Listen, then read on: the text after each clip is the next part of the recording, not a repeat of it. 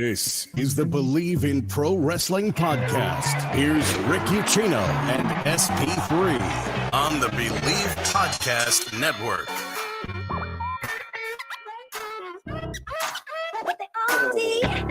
Well, it is a Tuesday afternoon, and that can only mean one thing. SP3 and myself, we are back. We are raring to go. We are ready for 45 minutes to a full hour maybe today. Able to go on a little bit early, so we appreciate you guys hopping in to jump the gun with us here at 2:02 Eastern Standard Time on what is Valentine's Day. Happy Love Day to everybody who celebrates. I hope it's everything you wish it to be. All I know is I married the right person because neither one of us give a fuck about Valentine's Day. But puts money in my pocket. That's all I care about. SP3, how you doing today, my good sir? Happy Valentine's Day to everyone out there. Me and my significant other, we think about what we really want. And I got her some chocolate because she loves some chocolate.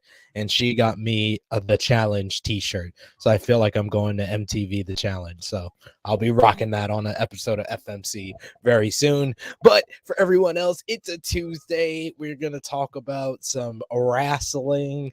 A lot going on across the wrestling versus WWE, AEW, New Japan Pro Wrestling. So a lot for us to discuss today. Yeah, we're going to talk about we don't get to talk about New Japan Pro Wrestling a lot. But when a free agent comes about by the name of Switchblade Jay White, that is definitely worth talking about. And there's a lot of speculation or just plain old guessing about where this man may wind up next. WWE reportedly making a heavy push and may have been for quite some time there. They have at least been heavily interested in Switchblade. So we will talk about the prospects of him heading over to WWE or signing with someplace else. Tony Khan made a lot of headlines this week. We'll talk about a couple of those, and once we get to the 5 count here. But possibility of maybe adding more pay-per-views to their schedule and what he had to say about that. Also, he made it pretty clear, SP3. He don't like WWE very much. I don't know if you knew that already, but he made that pretty damn clear. Also, according to Wrestling Observer, the clock is ticking down on a CM Punk decision. Dax Harwood continues to tease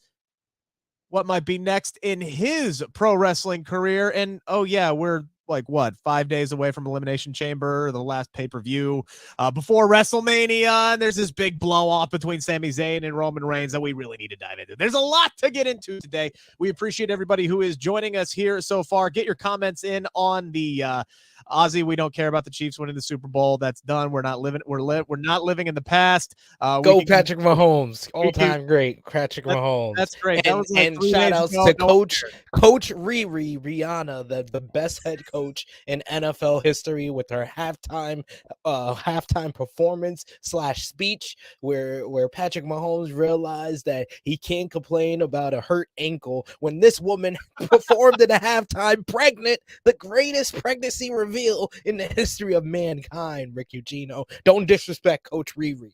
I won't. I will not say a negative thing about Rihanna. Ain't no way, ain't no how. I ain't going to do that. I'm just saying I ain't living in the past. Super Bowl's over. NFL playoffs are over. We're looking forward. Time marches on to next season. But if you're looking to make some bets, like a lot of people did on the Super Bowl, BetOnline remains your number one source for all your sports betting needs this season. And that may not be football season, but hey, you got pro and college basketball that's still going on, UFC, MMA. Pitchers and catchers report today. So Major League Baseball is right around the corner, folks. You're going to get the latest odds, team matchup information, player news, game trends. It's all at BetOnline. Live betting options, free contests, live scores for almost any sport or game imaginable. BetOnline is truly the fastest and easiest way to bet on all your favorite leagues and events. Go to the website today or use your mobile device to join. I tried to combine 2 words there, and receive your 50% welcome bonus on your first deposit. Just make sure to use our promo code Bleav to get those rewards. That is BLEAV, betonline.ag, where the game starts. Appreciate everybody who is tuning in. Yes, as Paul Heyman says, the NFL game was totally rigged. Of course it was. I'm not going to sit here and say that holding call was as egregious as the one on Logan Wilson last year, but it was still pretty ticky-tack. I'll say that much. But regardless, again, we're moving on from the NFL here to talk about some pro wrestling. Appreciate everybody who's tuning in. And for everybody who is tuning in, who is a regular, who has already subscribed, boy, do we have an offer for you guys here. All right. We are continuing our push to 1,000 subscribers, and we'd like to get 60% of the way there by the end of this month. So if we get to 600 subscribers by the end of February, one of y'all fabulous people is going to win $50 to either WWE shop or shop AEW. But we got to get to 600 by the end of February. And this month, the shortest one of the year, is already half over. Literally today, it's half over. So we got to make that push. We got to get there. Tell your friends, retweet. If you haven't subscribed yet, pound that subscribe button and let's get those numbers up. We really appreciate you guys so much. And hit the thumbs up button, like the video. It drives up our audience even more, so more happy people can find us and join the conversation. SP3, since the last time we talked, this Sami Zayn, Roman Reigns, Bloodline, Cody Rhodes, all the interweaving, it's getting juicier and juicier by the day. We had a fantastic exchange between Sami Zayn and Paul Heyman on Friday Night SmackDown, where Sami, in the face of the wise man, was a very confident man, saying some way, somehow, SP3, Roman Reigns' days are numbered. I am walking out of Montreal as the WWE Universal Heavyweight Champion. Then on Monday night, WWE decided to do a very risky maneuver. All right. We've talked about this. You got two white hot guys. Don't make the audience choose between them. Try to keep them separate, right? Keep them separated. You could still do two congruent storylines, but just don't have those two intermingle with one another. Nope. WWE said F that. They had Sami Zayn hijack Monday Night Raw last night and call out Cody Rhodes down to the ring. And admittedly, I was nervous at first because I'm like, what is the crowd going to do? You know, Brooklyn crowds, all right? They can get riled up now. They're an unpredictable bunch. There wasn't a boo. There wasn't an animosity toward anybody. There wasn't picking one side over the other. And what Sami Zayn did last night was absolutely just brilliant, layered storytelling, where you think he's going to call out Cody Rhodes and talk about, hey, I'm looking forward to challenging you at WrestleMania. That would be like cookie cutter type stuff that we had seen before. But Sami, just looks at him and goes, hey, when you said that I could beat Roman Reigns, did you mean it? Do you really think that I can pull this off? Cody's like, of course I did. But I think the question here is, do you think you can beat Roman Reigns? And then Sami goes into this beautiful back and forth of, do I think I could? Yeah. Could I be Universal Champion? Yes, absolutely. But do I think it's actually going to happen with all of these behemoths that have gone off, Roman Reigns just knocking one dude down after the other? I don't know. And we just peeled back another layer of this onion that is Sami Zayn. And then Cody Rhodes doing his fantastic work of just kind of being like the coach. Like it reminded me a lot of like Sting and Darby Allin, right? Like that, where he's like, look, man, I fully intend on finishing my story at WrestleMania. You need to end Roman's reign. You need to finish your story at Elimination Chamber. And these two are getting hyped and they're getting pumped and the crowd is eating every minute. These two are just standing there, SP3, getting this is awesome chance. This was a big risk by WWE. It absolutely paid off because they worked it brilliantly. They wove these two stories together masterfully last night. And man, it kind of makes you think and it kind of scratches your head a little bit as to what could possibly happen this Saturday at Elimination Chamber. Have they created any kind of doubt for you, SP3, that Roman Reigns is walking away with the Universal Championship? No.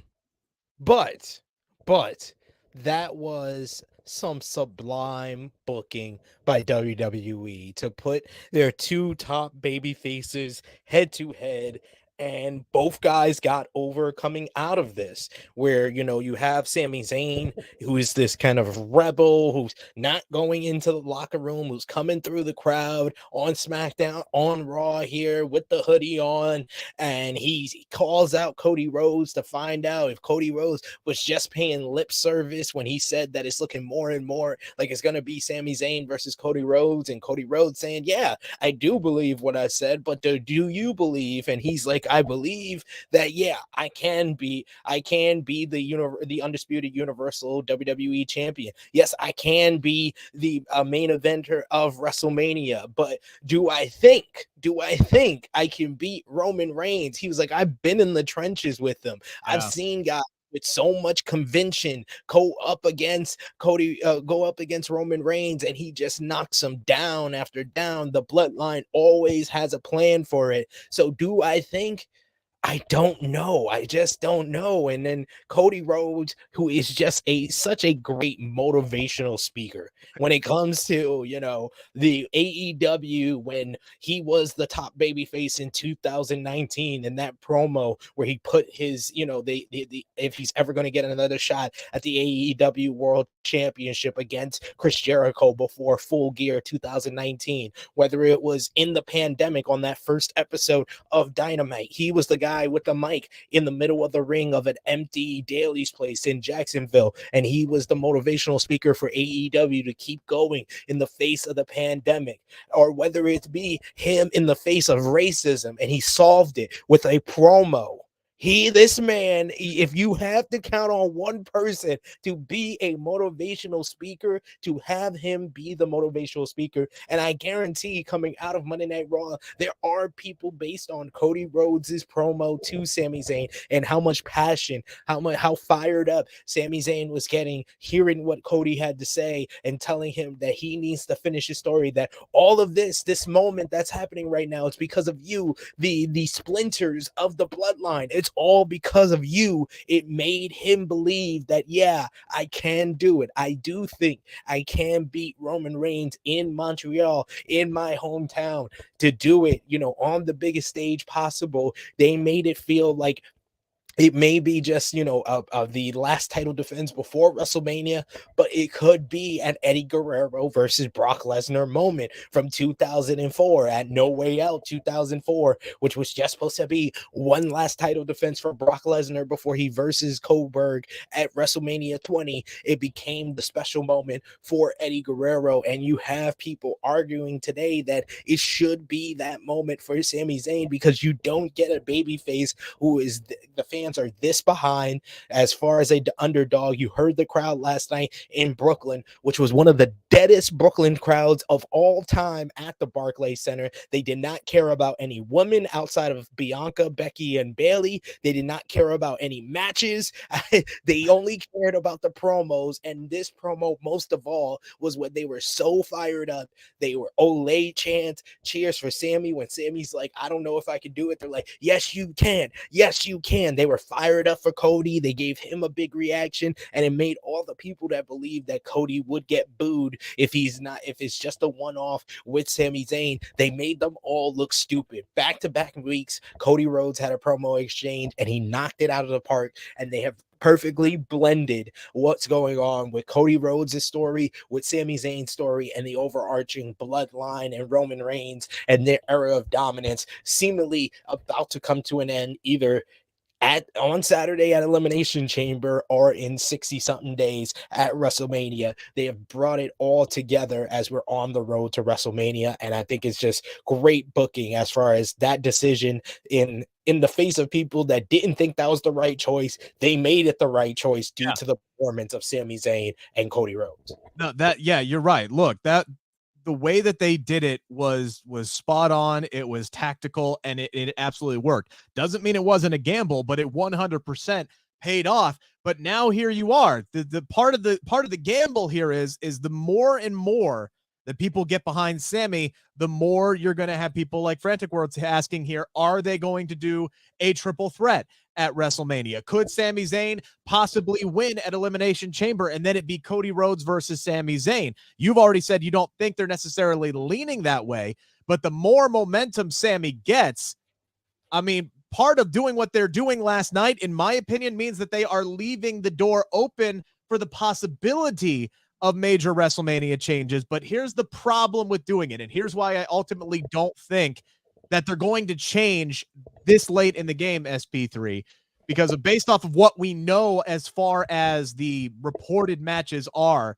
the trickle down of all of this is it changes up most of your entire card if you really honestly think about it. So let's just say Sami Zayn wins on Saturday. Okay, well, now he's the champion. Are you going to do Cody Rhodes versus Sami Zayn in the main event, or are you going to do what? Okay, what do you do with Roman Reigns? Does Roman Reigns now? Are you able to pull the Rock out of your ass and you do Rock versus Reigns without the title on the line? If that's something that you have had up your You can't do it. Let's not even play with people. Let's not even honey dick them. The Rock is not going to be at WrestleMania. That's not even an option for right. them. It's an out. The options that they have, and I think it was Sean Ross Sapp that put it perfectly. It's either Roman versus Cody, it's Roman versus Sami, or it's Roman working on both nights, or it's a triple threat. And I think that, to go with the plans that they want to go, it should be Roman and Cody.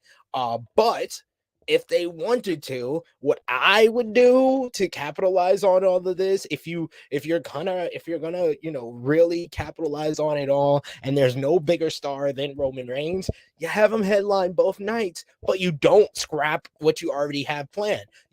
This means that on night one of WrestleMania, you kick off the show with the Usos versus Sami Zayn and Kevin Owens, and you end the show with Cody Rhodes versus Roman Reigns for the WWE Championship. And then you do night two with Roman Reigns versus Sami Zayn for the Universal Championship. If you really wanted to change the plans, that's the route you should go. But they've already kind of put themselves in a corner by making Cody's challenge for the undisputed Universal Championships. They could have allowed themselves a gateway out of this to change plans due to the momentum that Sami Zayn had on the first Raw after the Royal Rumble. Cody reiterated he only wants the WWE Championship. But by saying that whole promo and him ending it with "I'm going for the undisputed Universal Championship," you've pretty much put yourself in a corner of you have to do this Cody and Roman match. Right. And so I think the biggest issue with putting Sami into the main title match at WrestleMania is what happens to the Usos, what happens to Kevin Owens, what happens to the tag title program. And again, you get into that trickle down of, oh, well, do we pivot the Usos and do we go in another direction? Do we have them go against the Street Profits? Do we have them go against another team that we're building up like Sheamus and Drew McIntyre? God, I don't want to see Usos versus Street Profits anymore. That's why I'm saying, well, you're building up Sheamus and Drew McIntyre over on SmackDown. You can have them go against the Usos for the tag team titles, but then what happens to your Intercontinental title match that you have planned? And it's trickle down after trickle down after trickle down. Now, what you could do, SP3, and this is something that struck my brain as I was driving home, and I don't hate this. Who says you necessarily have to have a tag team title match at WrestleMania? Because what you could do is you could have Jey Uso side with Sami Zayn as the ultimate shock moment on Saturday. You have Jey Uso help Sami Zayn capture the WWE Undisputed Universal Championship, beat Roman Reigns in Montreal to what I can only imagine would be the biggest pop in the history of WWE. Roman Reigns then enters WrestleMania as a challenger in the triple threat. And now you have created controversy between Jey and Jimmy Uso, Jimmy siding with Roman Reigns. And you could put together the dream match that the Usos have always wanted, those two facing each other at WrestleMania and getting their own spotlight. You could do that. The person left out in the cold in that situation is Kevin Owens. I have no idea what he would do at that in that situation at that point. That sounds very convoluted, and in the way that you just convoluted. It's very convoluted. In the way that you just broke it down, I would more want to see Jey versus Roman after that. If Jey is the one that cost Roman the championship, I don't even want Roman in the championship match now. I want to see Roman versus Jey. But all of those routes are convoluted, and it's going to, like you said, the trickle-down effect, I think, is too much for WWE to change plans right now. and that's why I ultimately don't think it is going to happen. But we have seen momentum rise up and force WWE's hand, and I think maybe they may have something up their sleeve. I'm heading in after last night. I went from there's no way in hell Sami Zayn is winning on Saturday to I give about a 2% chance now. Like that's where I'm at. I'm at about a 2% chance that Sami Zayn wins. I'm at about a 15% chance he ends up in the title match at WrestleMania. Like, it's all going to depend on what they do and how he loses. If Jey Uso is the one that costs him, if Jey can actually get into Canada, which Wrestling Observer said that the Usos are cleared for those who are asking in the chat, the Usos can get into Canada. If Jey turns on Sami, okay, boom. You're all systems go for that tag team title match, and that's what the plans are going to be moving forward. But they could find a way. It's possible. It's feasible. It may not be the cleanest scenario, but it is feasible to get Sami Zayn into that title match at WrestleMania if you really wanted to. Obviously, Elimination Chamber coming up this Saturday. By the way, tomorrow on this channel, I'm going to say about noon. I think that's when I can get all my work done. By about noon tomorrow, my conversation with Montez Ford, a one-on-one with Montez Ford, is going to drop ahead of his first ever Elimination Chamber match this Saturday as he fights for the United States Championship. I had a great conversation with him, so that'll be available here on the YouTube channel at noon and on every podcast channel that you can find us, which is literally everywhere, whether it's Spotify, Apple, iHeartMedia. We are everywhere, so make sure to tune into that wherever you can.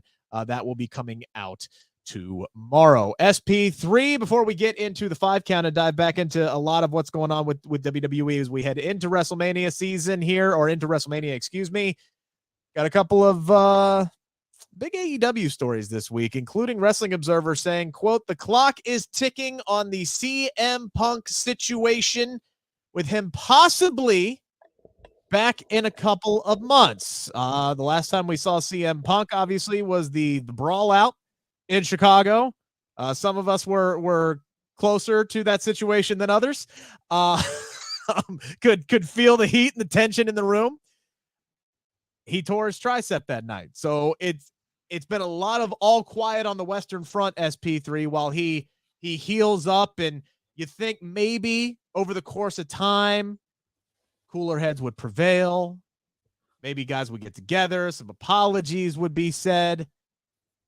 According to Dave Meltzer, no, none of that's happening. There's been no mending of fences. There has been no attempt to reach out with one another.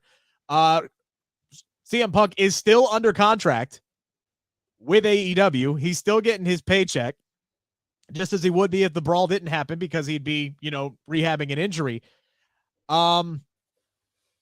If they're going to try, and I'm not saying this is what this report is saying, but if they're going to try to bring back CM Punk here, SP3, Tony Khan has got some work ahead of him here if he's going to try to get anything done and get all parties involved. I got to think that Tony Khan wants to get CM Punk back on his TV screen. Maybe he's hoping that time heals all wounds, but here we go. We're ticking down here, and it doesn't look like that's going to be the case. We all want these guys to hug and shake hands and, hey, I don't like you, but let's go make some fucking money because everybody wants to see this play out on TV.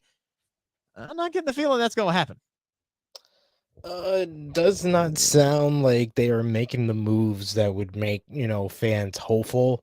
From a CM Punk point of view, I will say CM Punk seems like he does want to come back. Everything that he's put on social media alludes to the fact that he feels like, he made a difference there. He liked a lot of people there. There are a lot of people that are supporters of CM Punk, whether it be Brody King, FTR, Britt Baker, Jade Cargill, the women's roster. It seemed like there was people that are supporters of CM Punk and view the whole brawl out situation as a one-time thing that just didn't work out and had, a bunch of circumstances behind it. But I don't feel Tony Khan and the management of AEW are making the right maneuvers to kind of squash things. And maybe it's not, get everybody in the room, because maybe that's not feasible with CM Punk recovering, but get everybody on a damn call. Like, all they can do if they don't want to be on that call is hang up, but get everybody on a call and try to see if they can get on the same page, because I've said it once, I'll say it again. There are no bigger matches out there for AEW to do than stuff involving CM Punk, whether it's Punk and FTR versus the Elite, whether it's Punk versus Kenny Omega, whether it's CM Punk and insert partner versus the Young Bucks, whether it's CM Punk versus MJF Part 3. All those matches involve CM Punk in some way. That means that all your biggest matches involve this man. And, the ratings have not looked good in comparison to last year at this time, when CM Punk and MJF were cooking, were well on their way to Revolution. The ratings are not the same. Maybe he is the shot in the arm that AEW needs, and maybe he's the guy that you want to put over your next big superstar, your next big baby face that you want to build up. I don't know. That's just my point of view as being, someone that has watched AEW since the very beginning, from being there live at All In to now. I want to see AEW be successful, because it's the best thing for professional wrestling. Absolutely. But this whole thing with Brawl Out has been like a dark cloud over it. It's a smaller dark cloud than it was, say, in October last year, but it's still that cloud that may be coming back a little bit closer when CM Punk is healthy and he's still not back. It's still going to be, there's going to be a lot of fans, the vocal minority, that's going to be like, where's Punk? We want to see CM Punk. Two separate questions here. One, do you think, and you may have already alluded to the fact that you think it's so, do you think AEW needs CM Punk to come back? And two, do you think Tony Khan can trust CM Punk to come back and play by no. Those are two different questions, and I answer them differently. Does AEW need CM Punk as far as his star power, as far as like what he meant to their television product? Yes, they do. Like, there's no ifs, ands, or buts about that. But do I trust CM Punk after everything that went down at All Out, the Brawl Out afterwards, the press conference, everything else, the promo with Hangman Adam Page? Because that seems to be farther and farther away in people's memories, that it all started with that, when this dude still was salty about a promo where half the people, I remember us doing the podcast after that promo where you were kind of confused. I was like, well, it was kind of cool, and it was kind of the same things that MJF and Eddie Kingston were saying. So it wasn't even everybody on the same page of, Hangman is going into business for himself. Like, it went over so many people's heads, but to CM Punk, he took that as a personal insult, a personal disrespect. Even though Hangman Adam Page worked with you, he dealt with you botching his own move at Double or Nothing and still put you over, and yet you're still salty about it after being out for 2 months. Like, dude, like, come on, grow up. Just grow up. Like, that's all I want from CM Punk. I want CM Punk back in AEW, but he has to really take accountability, because it feels like with CM Punk, it's everybody else's fault except for his own. It does seem to be his MO. When these kind of things do happen. Part of me can't get over the fact here, SP3, that one of the topics we talked about last week was the fact that the Young Bucks teasing the fact that their contract is coming up at the end of this year. When I said Tony Khan has an interesting decision to make ahead of himself regarding CM Punk, I think it ultimately could come down to, who does Tony Khan want in AEW more, CM Punk or the Young Bucks? I think that might ultimately come down to what it is, and deciding like who's he going to choose in that situation. If he cannot get these guys to come to an amicable situation with this, if they can't get him to shake hands and say, even if they don't want to work together, okay, that's fine. You stay on your side of the locker room. I'll stay on my side of the locker room.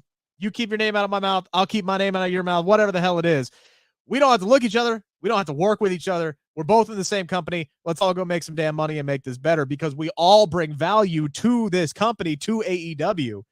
And I feel like it's interesting hearing Cody Rhodes talk about this with Ariel Helwani, where he was just disappointed about the whole situation, that it boiled to that point, feeling like the company has kind of lost what the mission was when it first started. And if you don't have the Young Bucks around, and if you don't have possibly Kenny Omega around, and it kind of lose focus and lose track of what the mission was with this, I mean, that's it's no wonder that the ratings are starting to trickle down here a little bit. You got to get some momentum going, and I think they do need CM Punk, and I hope it doesn't come down to a situation where Tony Khan has to choose between the rest of his EVPs after one already left and CM Punk. Hopefully they can get everything together, because like you said, if this company's successful, wrestling is successful.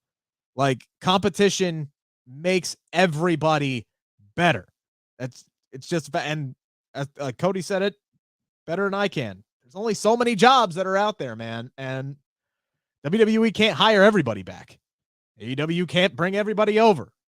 It's going to be interesting to see how this one plays out. Speaking of another talent that is currently signed with AEW, at least for a few more weeks, that would be Dax Harwood of FTR, teasing a possible return to WWE SP3, or is this man just trolling us with his latest Instagram post? This man always be working. I mean, he does always be working, but it was very peculiar that he posted that with the WWE logo paper on his desk, and then he just deleted the post, expecting nobody's gonna say a thing. Nobody saw that. It's all right. It's totally fine. But yeah, he could be trolling a little bit, because Dax is worthy of that, and this would fall in line with Tony Khan getting all angry about WWE, because then once again, that would be contract tampering if they did send him anything, because he is still under contract until April of 2023. So if he did have any paperwork from WWE, then Dax Harwood also just revealed that WWE is in fact contract tampering. Yeah, I don't think there's any doubt about that. Now, we've had this conversation before. There's a couple of months left on your deal. I think it, behooves you to do some digging. Some people, they know some people, talk to your people, talk to my people. What kind of money can I get over there? That kind of stuff happens in every business. Now, where I have a problem is what Tony Khan's saying, that like he had guys that he had just signed like 4 or 5 year contracts, and WWE's like, hey, get out of that shit and come back over here and work with me. That's something I got a bit of an issue with, but I don't have a problem if WWE's making an offer to Dax Harwood right now. They want to get him back in the building as quickly as possible. Great. That's fine. I wouldn't mind seeing FTR back in WWE. I think they'd be a great shot to the tag team division, and a sign that, things with the tag team division will continue to improve. Could you imagine SP3? I'm sorry. I don't. I don't. There's a lot of people in AEW where I'd be like, yeah, I'm very interested in what they could do in WWE. Like, and even people returning back, I would be very interested in what they could do with WWE. Someone like Malachi Black, even someone who I think is very happy with AEW, like Adam Cole. I would love to see what Triple H would do with him on the main roster. But FTR, I am sorry, I have saw jack and shit about the tag team division that makes me interested in seeing FTR back over there. What? They're going to verse the Usos again? They're going to verse the New Day again?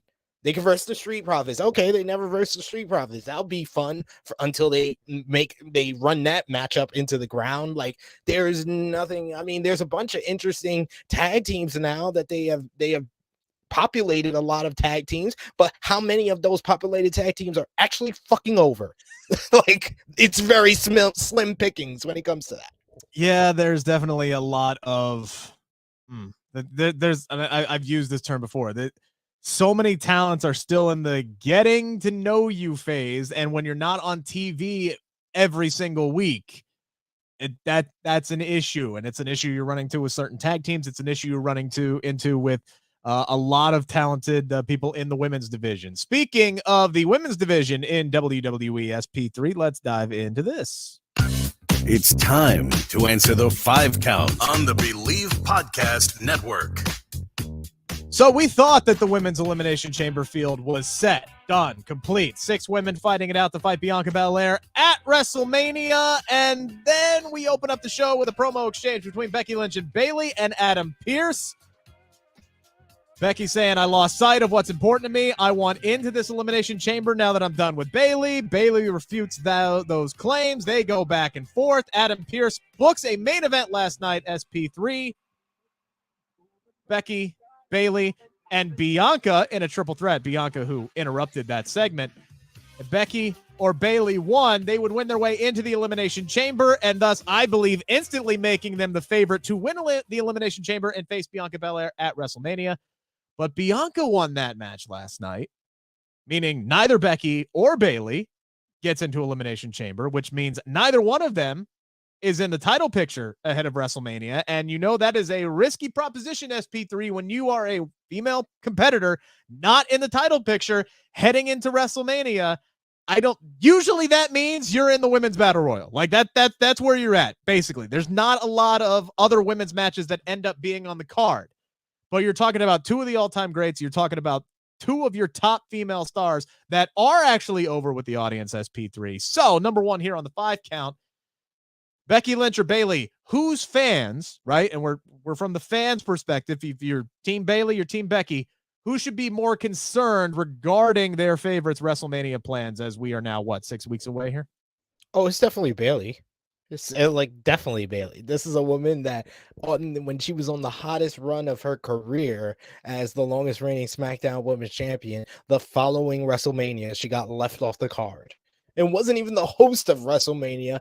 All she could do was interrupt Titus O'Neil and Terrence from Florida and then get beat up by Nikki and Brie Bella. That's all she could do at WrestleMania 37. The first show in front of fans in almost a year. And that's all they could come up for her. So definitely it would be Bayley. The only thing that would make them less concerned is the fact that Becky Lynch doesn't also have, plans for WrestleMania. So that means that they are probably going to be tied together. And the matchup that we talked about last week of what was reported of Lita, Becky, and Trish versus Damage Control, that seems more likely now to be at WrestleMania. And it was already a match that sounded worthy of being at WrestleMania. Absolutely. So if that's the plan, they should definitely go for it. It then becomes, what the hell are we gonna do with the tag team titles then? But you got 5-6 weeks. You could get it off of that. You got Ronda and Shayna with a big tag team matchup against Natalya and Shotzi after they wash those 2 ladies. I think maybe we can have Ronda and Shayna be like, we're challenging immediately, because all you have to do is win 1 freaking match in this women's tag team division, and you're considered the number 1 contenders anyway. So have Ronda and Shayna make the challenge for next week's SmackDown, have them beat Damage Control for those titles to get those titles away. So then we can have 4 different women's matches on the 2-night WrestleMania, 2 per night. I would be good for that. Do Ronda and Shayna versus whatever mishmash women's tag teams you want to put together, Liv, Raquel, and all the other ladies you want to get on the card, and then do the Damage Control 6-woman tag with the legends of Trish and Lita and Becky. And then you can do whoever wins the chamber against Bianca Belair, and then Rhea and Charlotte. And literally, just saying that, I realized that only the Damage Control 6-woman tag is the only one that doesn't have issues to it, because I am sorry that we're a week later from what we were talking about last week, and after watching SmackDown and watching Charlotte Flair's promo, and then to watching Raw and seeing how good Rhea Ripley is as a heel, I am still fucking confused on why that was the decision. I'm still confused. And then when you have the 6 women that are in the Elimination Chamber in front of a Brooklyn crowd, and none of them, even though they booked Asuka to look like a beast, none of them was over. That crowd, you could have heard a pin drop in Sheepshead Bay of Brooklyn from the Barclays Center. The Barclays Center was so quiet. I was definitely scared, and I was just like, after watching that match, I was like, yeah, I'm kind of hoping that Becky or Bayley wins this match to make it more interesting, and maybe the fans have someone they can get interested in, because boy, oh boy, did they not care about any of those women in that matchup. Thus, this matchup with Bianca Belair, it's a travesty that they have built up Bianca Belair so strong for the past year, and she's going to have a match that is going to need a lot of help. You're going to need Paul Heyman helping out Triple H with this to bring some of that bloodline magic into getting a matchup with Bianca Belair over, because any of these women, even Asuka, I'm going to have an issue with getting interested in it, because with Asuka and Bianca, it's going to be a great match. We all know. I know Rhea and Charlotte's going to be a great match. That's not the point. I'm asking you to make me care about the match before we actually get there. And I don't feel like I'm going to care about Rhea and Charlotte. I don't feel like I'm going to care about Bianca and Asuka, because those are two women where I'm going to be like, I want to cheer both of them. And with Rhea and Charlotte, I'm going to be like, I want to boo both of y'all. So it's like, this is why you should have flip-flopped the decision. I will hold. There's still plenty of time. All right. You know, it's Valentine's Day. We got until April 1st. All right. We got to get through these next 5 days. Elimination Chamber is the last roadblock, and then it's all systems go. So I actually want to see Charlotte and Rhea actually be in the same ring on the same show at the same time with one another, and see how that story starts to unfold before I pass my ultimate judgment, because I said I think it made a ton of sense to put those two together from a storyline perspective, although I respect and I understand your viewpoint, SP3. Now, as far as Becky and Bayley are concerned, yeah, absolutely. The question is Bayley here, because part of me thinks that based off of what we saw between Becky's opening promo and what we saw on social media with that shot of Becky on the ring, you know, sitting next to the barricade where she's got her hand on her head, like, what do I got to do? Part of me is thinking they're giving her the Seth Rollins storyline from last year. They're just transferring it from husband to wife. Well, what's Becky Lynch going to be doing at WrestleMania? What's my match going to be at WrestleMania? How am I going to get on Becky freaking Lynch? I can't be held off of the WrestleMania card, right?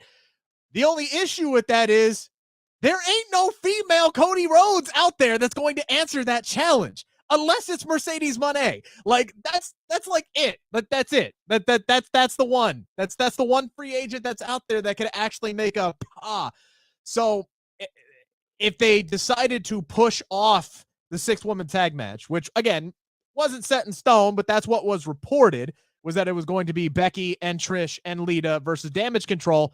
Okay, that makes all the sense in the world. And with Dakota Kai still being injured, that very well could have been why it didn't happen this weekend and why it might happen at WrestleMania. And I would be all for that, because Lita deserves a damn WrestleMania match. I've said that a million times. She's only had one. It was like 4 minutes long, and she's 0-1. Like, get this woman her damn WrestleMania moment. I hope she wins the fucking match, personally. Everybody else has had their Mania moments. Not Dakota or Io, but you get my point. So I would be fine with that. The only other thing that I could possibly think of with Becky is, if you can't get Trish to come around for WrestleMania, is you have Lita and Becky team up to challenge Damage Control, and you can put Ronda and Shayna in there as well and have a triple threat match for the tag team titles. There are options for Becky. I don't know what the options for Bayley are if she's not in the match with Becky at this point, which is why I believe that Bayley is the answer here. Speaking of Seth Rollins, SP3, I absolutely, and I don't say this often, I really enjoyed Miz TV last night. Okay, I do not say that often. Usually, this is my bathroom break segment. All right, because it's cookie cutter stuff, right, every week. But Seth coming out this week in the big ass red boots, dancing around, ducking the questions about Logan Paul until he finally gets pissed off and he calls Miz Mike and starts talking about why he doesn't want to discuss Logan Paul in this wrestling ring, because Logan Paul has no love for this business. He doesn't deserve to be mentioned in this ring. He's only here to be famous and to, you know, take selfies and this, that, and the other thing, and really kind of unveil the truth behind his hatred of Logan Paul. The fact that it always boils down to WrestleMania with Seth Rollins. It always boils down to it. It's not just the fact that Logan Paul is here to be famous and he doesn't love this. It's the fact that Logan Paul, quote unquote, in kayfabe, doesn't really try at this, just came in off the street and does this spectacularly. Could be an all-time great if he put everything into it, But the fact that this guy just shows up off the street, doesn't care, is just there collecting a paycheck to get YouTube viewers, and this MFer cost me my WrestleMania main event by tossing me over the top rope of the Royal Rumble. He does not deserve my attention. It always comes down to the main event with Seth Rollins, SP3. He's not going to get in this year. And at this point in his career, as we progress further and further down, the question has to be asked, do you believe that Seth Rollins will ever main event WrestleMania? Because right now he feels like Aaron Rodgers. Yes, he won that big match early in his career in the main event, but he wasn't on the marquee. He was a last-second addition. He wants the pub. He wants to be billed as the main event. Hasn't been able to get back to the Super Bowl since. I think that's a great comparison. Seth Rollins is the Aaron Rodgers of WWE. Does Seth Rollins get back to the Super Bowl? I don't know. I this is one where I would just say my gut is telling me yes, that eventually they'll give him one of those Shawn Michaels, or like Shawn Michaels in his career, or come back in WrestleMania 23 and someone else gets injured and then he fills in. That's I think that's the way that Seth Rollins will probably finally get the main event. But my head is telling me nope. It ain't gonna happen. It ain't gonna happen because he's not Roman Reigns. He's not Cody Rhodes. He's not the part-time star that's gonna return. He's not Brock Lesnar. And there's so many of those names, and you got the women also that are able to main event WrestleMania. And it just seems like every time Seth comes close, someone else is in his way. The only other time that he get close after WrestleMania 31 was WrestleMania 35 with the winning the Royal Rumble, going to face Brock Lesnar, and then his wife was more over than him, and the women were already the plan even before his wife became more over than him to be the main event of WrestleMania. So there was nothing Seth could do to change that. So and if it wasn't her, it would have been Kofi. Yeah, Kofi would have been the second option. So out of all the three big matches, he was third on that list too. Yeah. So it just seems like he's gonna be the nearly at the main event of WrestleMania. He had the cash in, and he can always live on that. But sorry, Seth, my head is telling me no. Yeah, you would have thought he would have had multiple by now. Like, really, as great as he is, as much as WWE's lean on, as much of a company man as he is, as much as he has the backing of Triple H, right? Which then again, maybe not. Because what was like the first thing that Triple H did when he came in here? He pulled Mr. SummerSlam off the SummerSlam card for the benefit of a show in the UK. Like on storyline, and I don't know what their relationship is like. I don't know. I'm just speculating here from an outsider's perspective looking in. I can see stuff that has happened with Seth Rollins, and I'm going, does Triple H think he's annoying? Like, what is going on here? Are they not vibing together right now? Because it constantly feels like, to steal a line from Seth Rollins in one of his interviews, it constantly feels like he's being slighted. And he's felt like he's been slighted since Triple H took over. And now his match at WrestleMania this year is going to be against a YouTuber, right? When you boil it down, his match at WrestleMania this year is going to be against a YouTuber. Now, he's going to do a fantastic job selling that match. Remember, he sold the match with Cody off of a rumor and nothing else last year. And so far, he's doing a hell of a job of making me want to watch this match without having Logan Paul's rebuttal. And as a matter of fact, that might be the best way to sell this match, is to keep Logan Paul off of TV as much as possible. But I think you want Logan Paul on TV, especially because they're making him what he's going to be most effective as is the heel in this story. The issues with Logan Paul build-ups with Roman Reigns and with The Miz is that they tried to position Logan Paul in what he thought he was the baby face, and that's not the fact. But him going against Seth Rollins, I think, is the right move, because Seth is a baby face now. Logan can be the heel, and it works their juxtaposition will work very well against each other. Yeah, absolutely. And it's going to be a great match, because Logan Paul, whatever Seth says about him in kayfabe or not, which is part of the reason why I love Seth, is because he blurs the lines of reality and kayfabe so damn well. That match is going to be great, because they're both incredible competitors, and Seth is, going to make it work, and Logan's going to be great. But to answer the question, man, I don't think think so. I don't know. It's hard to say yes at this point because, like you said, it always seems that something happens. It doesn't matter how over he is. It doesn't matter how hot he is. I feel like if he's going to get it, it's going to be on a year that he shouldn't be there. Like, it's going to be the makeup. It's going to be the Lifetime Achievement Award at the Oscars. Like, that's what it's going to be. It's like, oh, well, we're sorry that Roman Reigns got, he was our guy for 7 straight years. Our bad. Here you go. We'll give you one. That feels like what it's going to be. But I don't think it's going to matter in the end of Seth as long as he gets there. Yeah.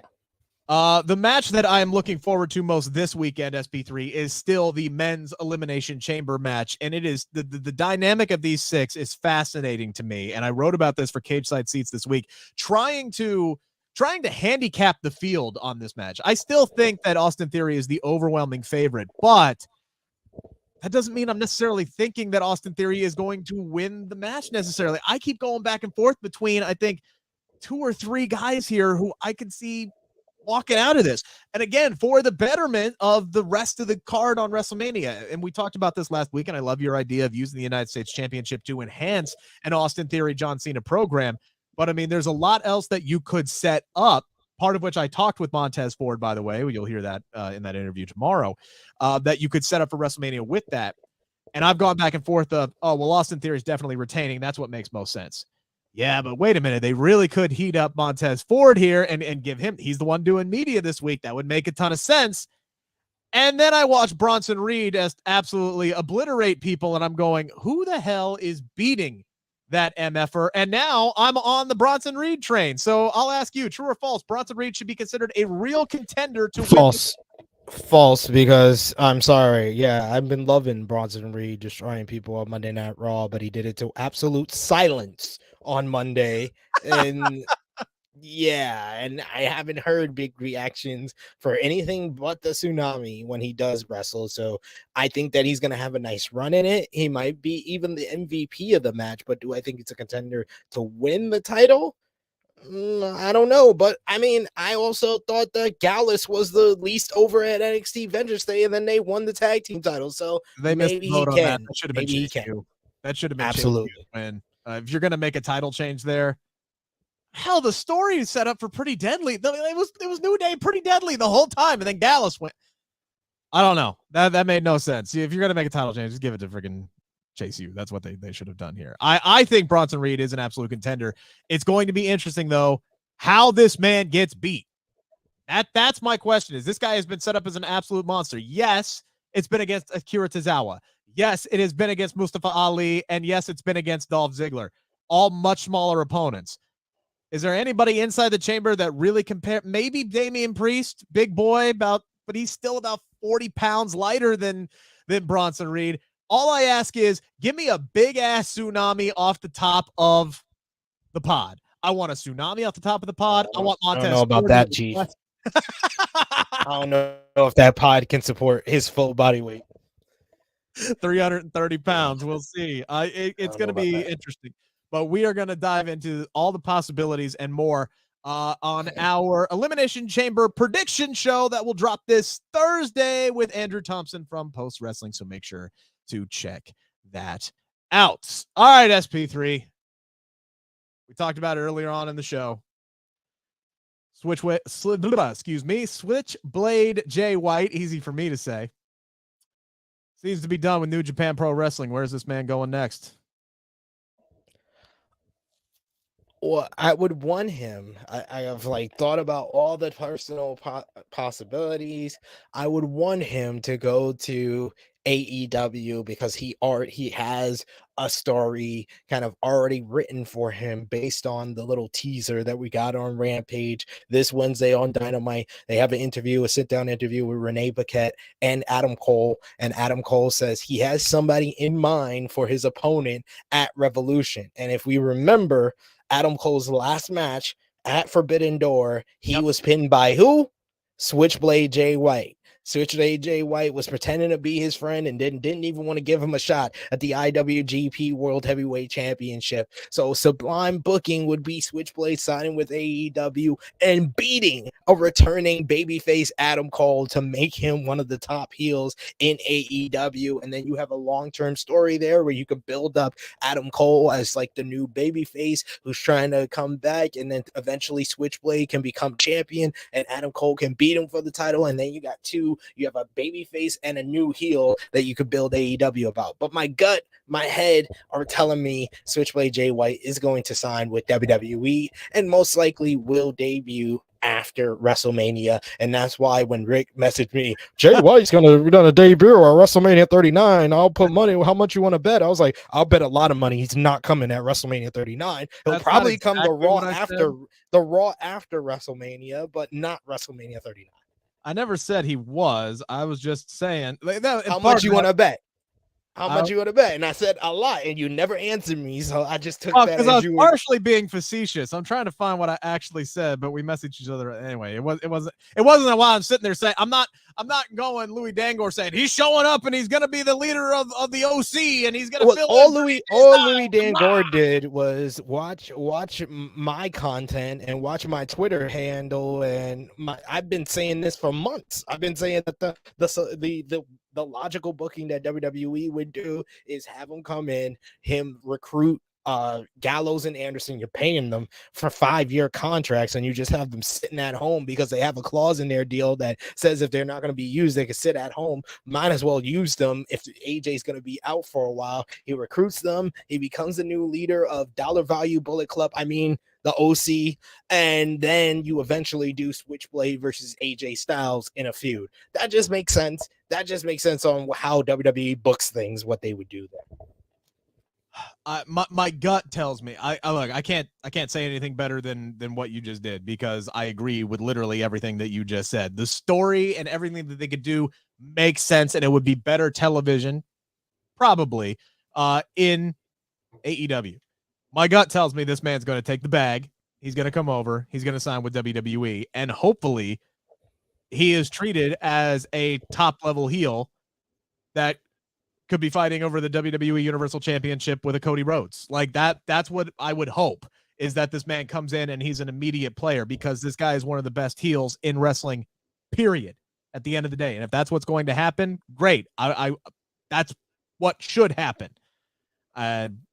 What will probably happen is, he's going to hang around with Gallows and Anderson and Michin and wait till AJ Styles comes back. That's probably what's going to happen. We got a couple minutes here left, SP3. Tony Khan said a lot of things this week, a lot of things, talking about wars and tampering, and we talked about that a little bit early in the show. But one thing that he also talked about, or at least he was asked about while doing some media this week, is the possibility of adding more pay-per-views to their schedule. And I absolutely loved his answer, which was basically, hell no, not until we get a streaming service together here, because asking people to pay $50 for a special event, especially when WWE has WrestleMania available for $9, that is a tough ask. And doing it more than 4 times a year, nuh-uh. And part of what Tony Khan does so well is making shows outside of pay-per-views feel like those big shows that you would get a la a Money in the Bank or an Extreme Rules or something of that nature. He makes Dynamites and Rampages feel big, so he doesn't have to put on these pay-per-view events every single month like WWE does. But WWE, they still have their big 4. AEW, all they have is the 4. I don't think they need any more than that. You? Well, they have 5 now because you have to include Forbidden Door. Yes, that's true. So yeah, I think raising it 1 was fine last year because of how great Forbidden Door was, and it's different from every other AEW show because of the New Japan involvement. But I agree, yeah, they should not be looking at more pay-per-views unless they're under a streaming service. I've been saying it for years. Them on HBO Max just makes a whole world of sense for Warner Brothers Discovery, for AEW. Just do it already. Just do it. What do you do? I already have a subscription. Just go to HBO. That's fine. Yeah, just go to HBO Max. You can if you want to make it a special tier of HBO Max, I don't mind paying an extra $3 on my subscription to Sure. get some I mean, I don't have to AEW pay content. $50 for All Out and all those other ones that I can't fly to. And I can finally have a place to watch old Dynamite episodes. That's the big thing. Like the old Dynamite episodes, I've had so many conversations about, especially this year with the January 11th in Los Angeles that had Escalera de la Muerte and Danielson versus Takeshita and Hangman versus Moxley 2 a couple of weeks back, when we had Hangman and Moxley 3 on the same episode as Darby and Joe 3 last week, when we had Rush and Danielson and MJF and Takeshita and the Elite versus Top Fox. Like, all these episodes, I'm like, is this one of the greatest episodes in Dynamite history? Is this one of the greatest episodes of Dynamite history? It'd be nice if I could just pop on HBO Max and be like, hey, this was a great episode of Dynamite, and I can actually do a ranking. It can give me more content. I'm all about more content. Let me be able to access all of that, please. You got all these pay-per-views. You've done 30-something pay-per-views already. Not 30-something, but like 15 or so the pay-per-views already, or 12, whatever the number is, pay-per-views already. You've done all these episodes of Dynamite, all these episodes of Rampage. I need it all in one place, and I hope that with the negotiations that is going down for their new TV deal, that we can get them on a streaming service. The chat bringing up a good point. Tony Khan is already booking 8 pay-per-views if you count the 3 additional ones for Ring of Honor that he puts on. So no, that's AEW and Ring of Honor. That's let's just say it's just 5 AEW pay-per-views, and then he has 3 for ROH. That's Tony Khan. That's not AEW. Correct. Tony I know, Khan but Tony Khan's the booker. He's got plenty that is stretched thin for him. I did want to bring up one other thing before we wrap up SP3, going back to Jay White. MCASP, are we overlooking Impact being a possibility? No, we're not, because why would you be he accomplished everything he can in New Japan to the point that as a character, as a performer, he was a big fish in a small pond. Why would you go to another small pond and be a big fish there too, when I would love to see him against Speedball Mike Bailey. I would love to see him against Alex Shelley again. Him and Alex Shelley had one of the most underrated matches of 2022. Him and Josh Alexander would be an epic main event. But he is the type of guy, he needs to be in one of those top promotions. So the real options are WWE, AEW. You could say Impact is like the third tier. I think that it's less likely that he's going to New Japan of USA or Impact Wrestling, because he's the type of guy that deserves to be in those top promotions. All right, what you got going on True Heel Heat this week? Well, today we dropped a new interview, True Heels BTR, with Sam Adonis of Lucha Libre AAA. He's got a big match coming up on Saturday for Warrior Wrestling against Storm Grayson. We talked about that. We talked about the rivalry between AAA and CMLL, what it's like working in the United States and Mexico, being a heel and babyface in 2 different places. And we also talked about how that rivalry between AAA and CMLL affected him getting an opportunity in New Japan. So check it out. It's up on the True Heel Heat YouTube channel right now. Awesome. Again, guys, if we get to 600 subscribers by the end of this month, one of y'all lovely people is going to win $50 to either WWE shop or shop AEW. So make sure to hit that subscribe button if you haven't already. Tell your friends, if they are wrestling fans, where they can find us here on Bleav in Pro Wrestling, right here on the YouTube channel, and anywhere podcasts are available as well. So pound that subscribe button, please. Love to give away free money. I love giving away free money because that means that this channel continues to grow. My conversation with Montez Ford will drop tomorrow at noon, talking all things Elimination Chamber. Until then, this has been the Bleav in Pro Wrestling podcast, brought to you by Bet Online.